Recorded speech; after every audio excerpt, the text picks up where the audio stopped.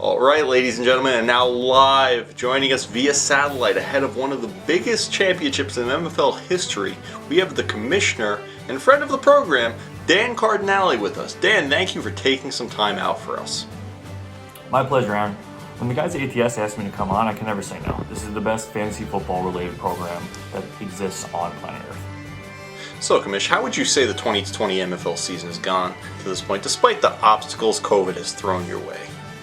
I think the 2020 season has really been one for the books. I mean, you see a lot of all-time great leagues, such as MFL, completely changing what they did this year, and at this point, allowing a 75% chance that a non-MFL member takes home the cup.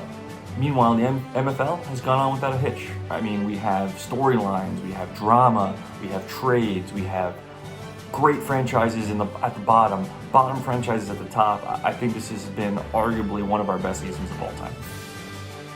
Now, of course, this being the MFL, 2020 could not be a season without some kind of controversy.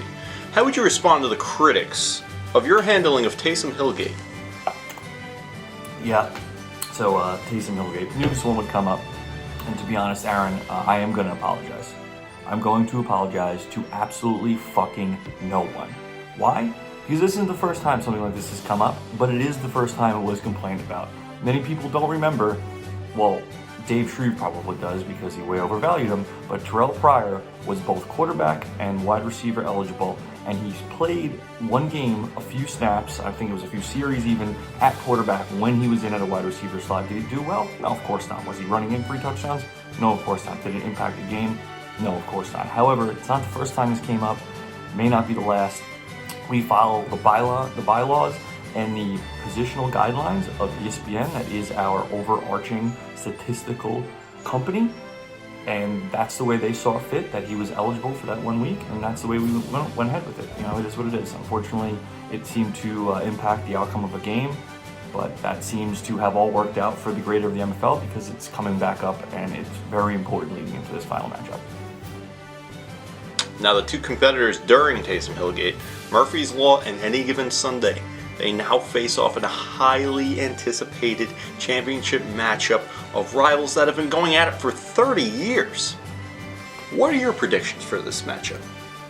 Yeah, so my prediction, on one hand, you know, you have a possible 3-time champ, which would tie the great franchise Deuces Wild for the most in the MFL history.